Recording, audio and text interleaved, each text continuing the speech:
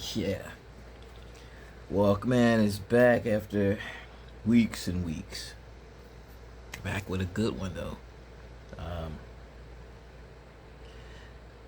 Freaking Swerve and Archie Glory. Swerve Strickland and Keith Lee, our new tag team AEW World Champions.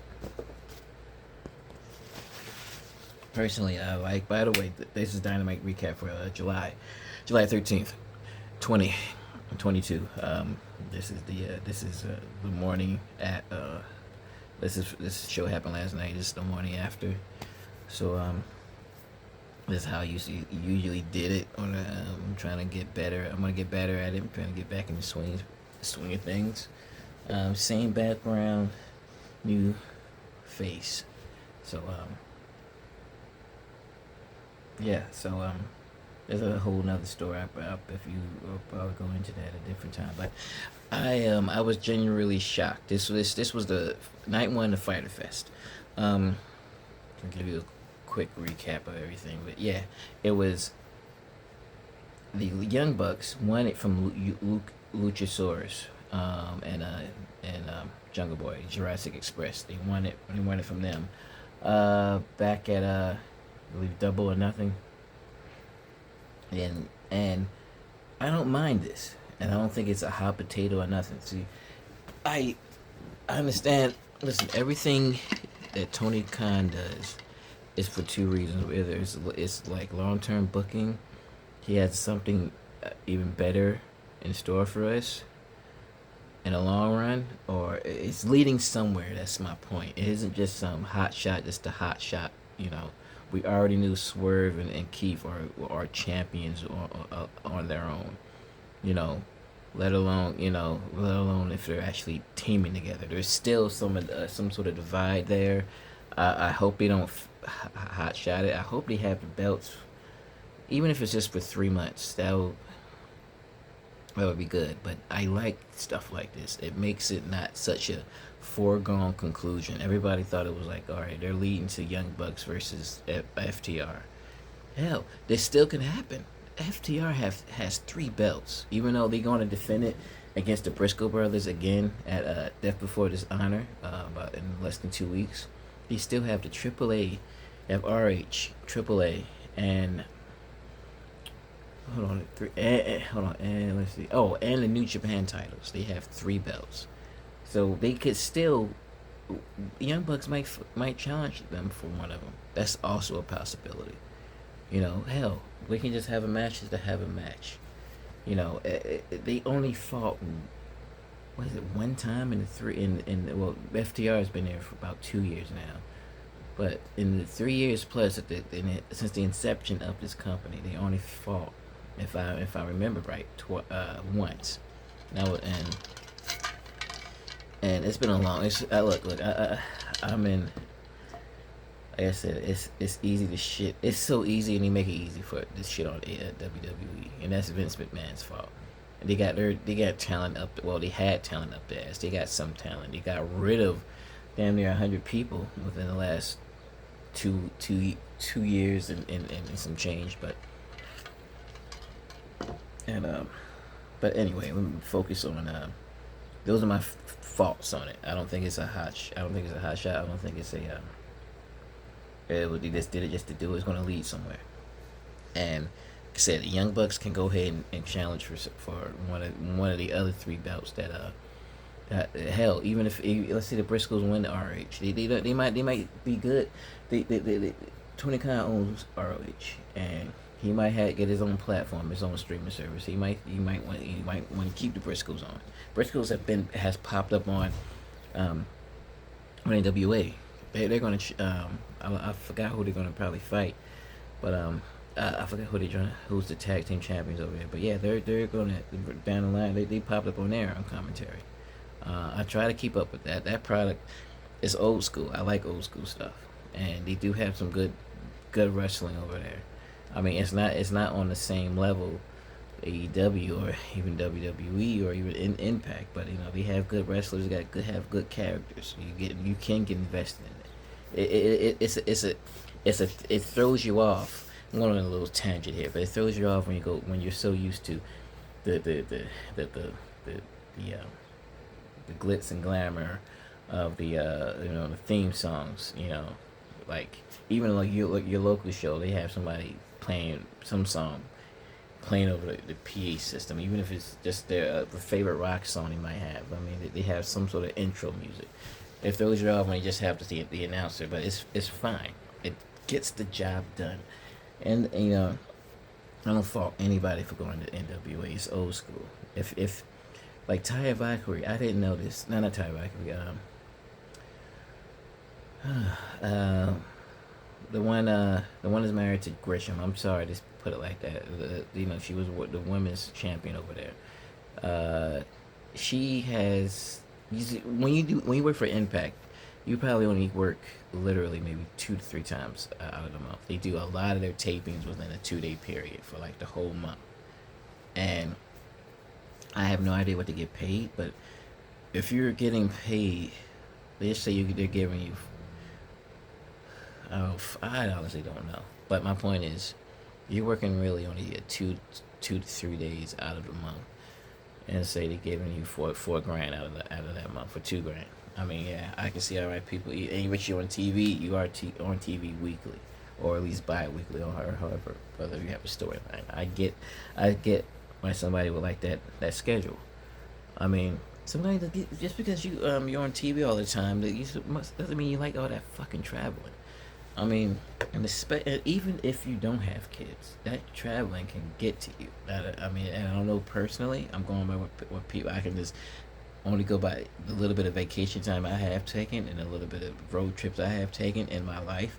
Let alone constantly weekly or bi-weekly, or and I'm just talking about AEW. I'm not saying that travel would be an issue with some of these people coming in, some of these new people who got let go or have left WWE. But my point is, their schedule is really light, but the impact is even lighter.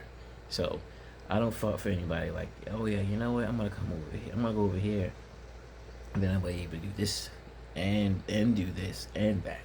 This, and that can be very appealing. I don't blame you. I listen.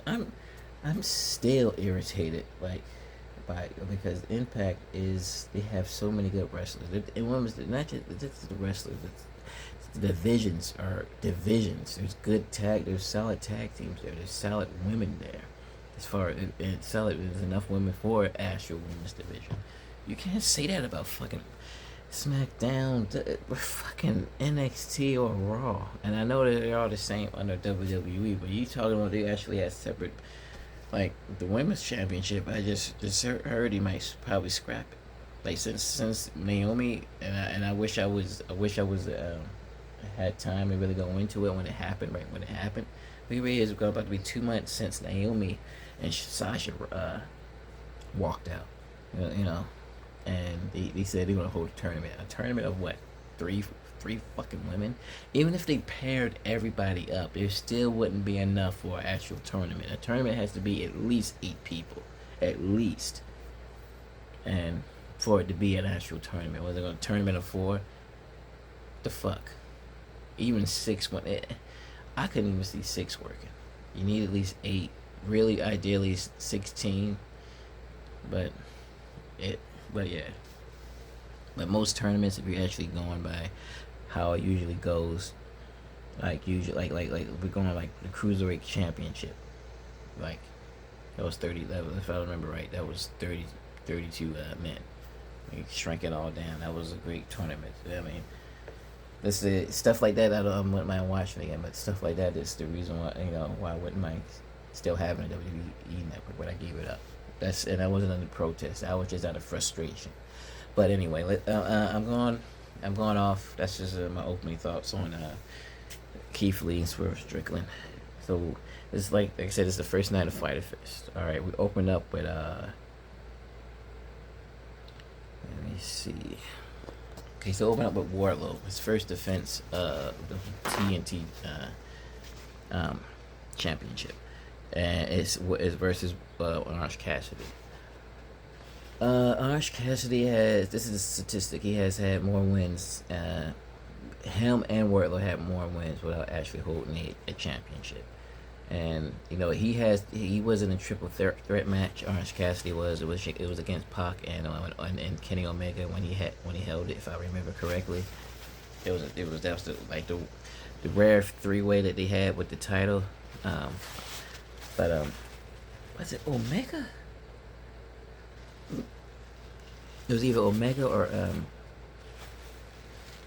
damn it, was it Omega? It was either Omega or I'm sorry, I'm drawing a blank. But he wasn't a triple threat match. It was either, I know it was Pac was the other one, and it was either when Omega held, no, I don't think it was Omega. I think it was either when Jericho held it or when Moxley held it.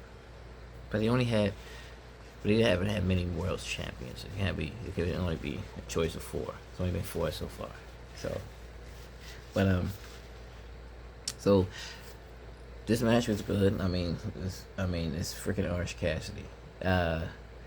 Best friends was there. Trent Beretta and Chuck Taylor. They said during the post interview that pre interview that they're gonna. Yeah, you're too big. Wardlow's too big for you. So you know what we're gonna do? We're gonna cheat. He just said it outright in the interview, and then he cut back to the ring. At one fucking point, Trent Beretta, look, freaking, he's still okay. I'm cracking him all over again. It was ridiculous, and I like ridiculous. It's fine. I mean, it's best friends. Danhausen has been kicking it with them a little bit. He's like his representative, kind of like how his lawyer, kind of like how Sterling is to Tony Nese. If you've seen Rampage, you know what I'm talking. Rampage last week, I didn't get a chance to cover that. There's a lot of. If you have time, it's worth going back watching all these shows, even Dark, like especially this Dark this past Tuesday took when I'm going off, but Pac had actually defended for his first defense with his All Atlantic Championship, and that's how in my head I know that's their version of the Intercontinental Championship. I always felt like the Intercontinental Championship should be defended overseas or in other promotions. That's how I always thought it should be, and that's what they're doing with the All Atlantic Championship. That's what Tony Khan is signing off on, him defending in Europe and other promotions, and makes it's advertisement. Pac lives on his home is overseas in Europe. Why the fuck not? Even if it wasn't, it's still a good fucking idea. He might have other promotions that he likes overseas that he wants to help promote. Well, this goes for anybody who holds that championship. So it's irritating that you gotta remember it's 2 separate promotions. It's RH and it's AEW. RH has their champions, but they're being promoted on AEW right now, and they're both owned by Tony Khan. I have no problem with that championship. I liked it. I absolutely liked it. Well, but basically the TNT Championship is a television championship, which is the television championship has existed since Ric Flair's been in his prime. So it's fine. Shit, at one point, WWE had European Tag Team Championships, their WWE Championships, the European title. They had the Intercontinental, of course, and it had the WWE title and they had the WWE title, but they also had a very big roster, and they actually had storylines, some of them was really out there, but my point is there was enough. Everybody had something to fight for. They had teams. They actually had tag teams. And I'm going on a tangent again, but let me get back to this, especially. Listen, I haven't talked to y'all in a while, so let's let it come out now. So listen, he does pocket power, all that. Wardlow actually takes Orange Cassidy's hands out of his pockets, and he come out, and then he looks like pockets are like hanging like rabbit ears as they had the pockets looking like rabbit ears as Biggie said. So they're hanging out. Wardlow takes him and rips him off, and then he throws it on the ground. It's first. Anyway, what I was getting at, what was making me laugh, Trent Beretta, and Chuck Taylor said they were going to cheat, right? So at one point, Orange Cassidy says, "Oh, there's something in my eyes." Talking to the referee. Referee's looking at. Referee's distracted, right? So Trent tries to hit. No, he tries to take the turnbuckle pad off one of the corners, and then Bryce is the referee. Bryce sees this, and then on the other side, Chuck Taylor brings the damn chainsaw, puts on the edge of the apron, and that's what made me like, God damn, you, and so Bryce sees this, of course, after he stops Trent from taking up the turnbuckle pad. He's like, "You out of here." So now it's just Wardlow. It was a good back and forth. It was a good fight. I'm not gonna do it. He hits him with the once he gets kicked out, he does hit the orange punch. He staggers. He sold it well. Wardlow did. He staggers him out, goes out the ring. He's like selling the jaw and all that stuff. So we cut to the end. He's about to power up for one more punch. Yeah, one more because he hits. What did he hit? He hit the beat. He hit a DDT and then the beach break, and then Andy covered him and that didn't work. That stagger, like damn, what do you Wardlow's strong as shit. Both of these motherfuckers are strong. They're over two. It was like this crowd was divided, but nobody like went on the hillside. It's kind of if Orange ever goes heel, that's gonna be weird as hell. But it's probably possible. They'll figure out a way to do it. I mean, you think if one promo, Daniel Bryan went went heel. That's all. One promo when he was fucking with Hangman. All it takes is one promo or one act of sinisterness. But he gets the he powers up, about to hit him. Right at that moment, Wardlow catches him, power bombs him, quick cover, one power bomb. Right, he has his arms pinned. Yeah, he wins at the end. At the end, he actually helps Orange Cassidy up. Or Wardlow does, gives him that, and respect. So, great match. All right, next thing, right? Jericho comes out to answer the challenge to Eddie Kingston. Eddie Kingston actually last week challenged him to a all barbed wire everywhere match. I figured it would be like a barbed wire death match. That's where the ropes are actually barbed wire. But he said barbed wire everywhere. So I don't know if we're just calling it something different, and it is where the ropes are just barbed wire. But he comes out, basically says two things. He says, the two main a few points I want to make here. He said at the age 22 he had his first barbed wire match, and Jericho says he had his first barbed wire match at the age of 22 in Canada, and he won that one. So he's 1-0. So he has that over Kingston. I don't think Kingston has had any barbed wire matches. So I think he holds that. So he has experience with that. So he said he kind of liked it. The pain was unbearable. But he said, Eddie, I kind of liked it though. Basically, let me see. Basically saying he kind of liked the pain in the long run. So he said he told Kingston that friends, if you're friends with Eddie Kingston, that is more like a curse, because all of Eddie Kingston's friends are basically cursed because they're friends with him. So he goes on to say that I don't want that you're not gonna be facing me. You're gonna be facing a pain maker next week, because this is the week 1. Week 2 is when it happens. Next week is the barbed wire everywhere match. So let me see. So Chris, I'm going to hurt you and enjoy it. Eddie Kingston to Chris. Jericho on their barbed wire everywhere match next week. Yeah. So that was a quote from Eddie Kingston. All right. Next segment. Let me see. John Mike. Okay. So John Moxley. Now, seeing that Eddie Kingston, and Takeshita had a fight on last Friday's Rampage. Great match. Didn't review it, so go watch it. But I mean, it was great. I didn't put a video up when I say I didn't review it. I watched it. All of the but when John Moxley saw, apparently when he seen that fight, he wanted to fight Takeshita, and he said, if you beat me in this fight, then you can have a shot at the title.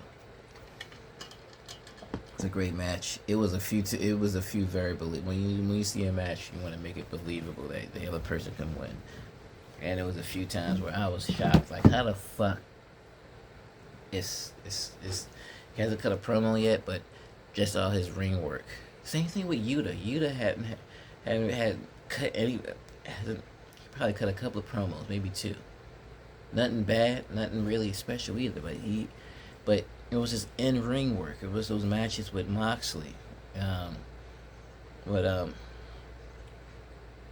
Daniel Bryan, Bryan Danielson. Sorry, it was in-ring work that got him over. This is the same thing with Takeshita, but Jesus, he wins. John Moxley wins with a elevated paradigm shift, and then into the Bulldog choke, and he has to tap out. I don't blame him. He had got into the Bulldog choke a couple of times, and he had ate. Now that he didn't eat a paradigm shift, but he ate a DDT. He ate a DDT, put it in the choke. He was actually able to get out of it, and then Moxley regrouped, hit the elevated DDT, which is the paradigm shift, and then reapplied the Bulldog choke, and he tapped out after that. So he fought his ass off. I mean, it was almost believable. I was like, damn, is he gonna win? Because the previous night, that same show that it showed Pac on Dark, it showed Pac when when his match, he was a protege of Moxley, because the guy he was fighting was from New Japan. He actually.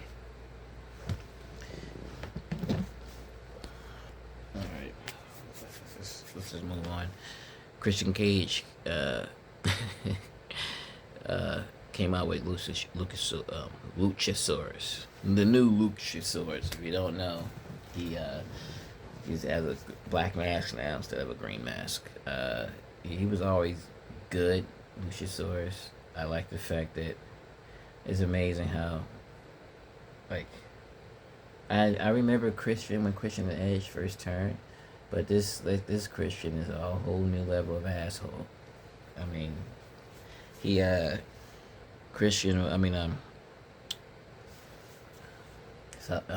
excuse me. Luchasaurus was fighting the Varsity Blondes, Griffin, and the one that looks like Jungle Boy. That was motivation for Luchasaurus to storm to the ring. Not before that. Before that, Christian had insulted Brian Pillman Jr.'s father, saying that I respect your father, but the fact that you're the last thing that he contributed to this business sucks. And I'm paraphrasing. It's fucked up. Jim Pillman acted like he wanted to take, he took his shirt off. I mean, he jacket off. He was about to go down there, but Griffin was holding him back. So this was pretty much it. So it was Griffin against Luchasaurus. It was kind of like Luchasaurus dominated. I'm not saying Griffin looked bad, but after this match, before the show was over, they announced that on week 2 that there will be the Varsity Blondes against Luchasaurus and Christian because of this. But he beat him with a double choke slam, and he won clean. Then after that, Christian is calling it. The other reason why this match, the match next week is happening is Christian was calling traffic, directing traffic, if you will. So he beat up Brian, threw him on the timekeeper's desk. He had already still Griffin was still laid out. Uh, he picked up Griffin and choke slammed him on top of on top of Brian. Table didn't break. He just bounced off. So freaking Brian's still selling it like this. He's laid out still. So he picks Cage tells him pick him up. Tells Lucia to pick him up. Does it again. Table breaks. Looked even more. I don't know which one looked worse. I mean, as far as devastation, they both look good. They both look kind of fucked up. I think the fact that the table didn't break was, even if he didn't go back, I think they made their fucking point. Damn, body on body is. All right, let me go to the next segment. It was. Let me see. So it's Serena Deeb versus Anna Jay. Now, it was a great outing. It was a good back and forth, but of course, in the long run, Serena Deeb gets the she gets the Queen Slayer. It looked like it was a couple of times like Anna was gonna win. See, that's what I like about matches like this. What makes a good match, because it makes you feel like the other person's gonna win. She got the Queen Slayer on almost 3 times. The last time looked like it was locked in completely. Serena looked like she was really in trouble. She was able to get out of it, reverse it into the Serenity Lock, and that's how she tapped out from that. Let me fast forward. There's a segment where Ty, it used to be Ty J. Because they were tagging Ty J. Fight. They used to come out together. They were friends, and they were good. They were the first ones I thought was going to be a legit tag team, was those two. But Ty Conti, since she aligned herself with the JAS, she's the one who slammed Ruby Soho's hand in the car door last weekend, and so during in the Serenity Lock is Serena Deeb targets the knee, and Anna Jay was in the back looking, and the doctor's looking getting her knee checked out. Ty comes in. She says, "Excuse me," to the doctor. The doctor leaves. She says, basically saying it's a shame, what happened to you, blah blah blah. Fucking Ty says, Anna Jay says, well, at least I didn't slam Ruby's hand in the door. And then Ty says, well, maybe if you did, you'd be on TV a little more. And she said, you need to make better decisions. And she left. She says, think about it, and she left. So, I don't know, it's probably going to lead to a match later on, or, she's already part of the Dark Order. If she jumps ship, that'll be a shock. If she goes from Dark Order to JAS, she's fine exactly where she's at. But, if it happens, I'm not going to be upset, because it leads somewhere. Tony doesn't just start something and just drop it. If it has to veer off, it's because of an injury or some sort of restriction he might come across with with another promotion or something with the network. And that hasn't really happened. Like if he's working with another promotion, certain things have already been worked out. He wouldn't announce anything until all that. It's all the little minute details are ironed out. Okay, so if it goes that way, I wouldn't be upset.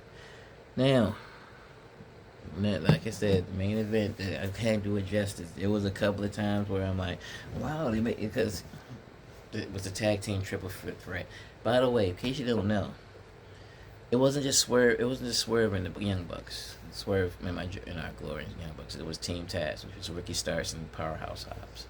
And the Young Bucks made the challenge last week, and I'm like, why you? I'm saying to myself, that's either cockiness or stupidity. Like, you're making it hard. Like, in any triple threat, you do not need to be involved in the pin. And you got 2 of the biggest motherfuckers in there. And I understand the Young Bucks are strong, agile, but damn, you got Hobbs and fucking Keith Lee in there. Like, the only ones that anyway, I'm just saying to myself, damn, they were really overconfident and I know it's kayfabe. They were really overconfident making this challenge.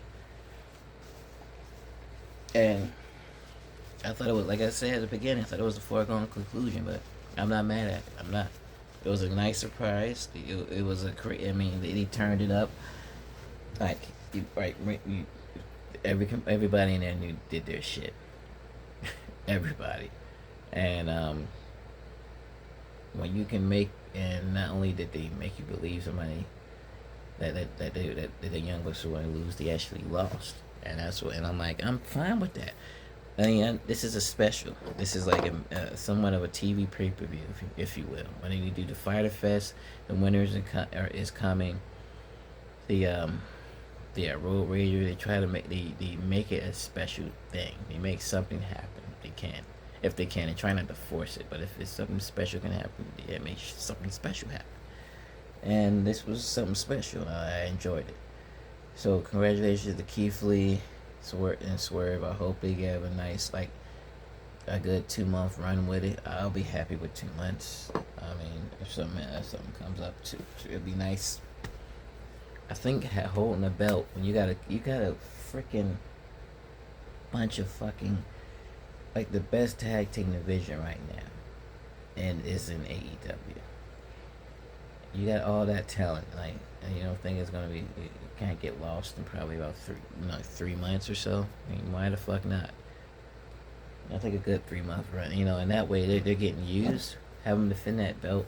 Takes 3 months. Let's say they defend that belt 4 times in those 3 months. I'll be happy. They get on TV. The Young Bucks are fine. They re-up. They're not going anywhere, right? They're not. They're good. They don't need to be seen every week either. Swerve Stricken, Powerhouse Hobbs, Ricky Starks, Keith Lee. They need to be seen. So I'm fine with this. And one more thing. I think I'm trying to figure out if that shit with Jeff Hardy didn't happen, and the Hardys did win this time, win the belts. I'm wondering if this was the plan anyway. Was to have a nice little. Maybe. I mean, I wonder but I felt like the Hardys were gonna have a nice one last run, and I don't know how long they were gonna possibly hold it, but if they gave them a 2-month run, I would have been happy with it. 2 months, that's 8 shows, and really 16 if you count Rampage. If they not, they don't necessarily have to be. Let's say 16 shows. Let's say they're on 10 out of the 16. Whether it's backstage segments and matches, that's fine with me. That would have been fine with me if Jeff. I hope Jeff gets his shit together and he stays off that mess. I mean, it's just. I mean, not to say it's just whiskey, but it's not like it's meth, coke, heroin. At least it's. It's slightly. It's not a hard drug. But I get it. It's hard for him. It's hard enough. He keeps doing this. But that's my review. AEW for July 13th. Check it out. The matches are really good. Let me know. I'm gonna get get back on my review stuff. I know I suppose I've been finishing up Corn Dabo in a retrospective about. But things came up and had to readjust. So you have a good day. Check out the shows. Yeah.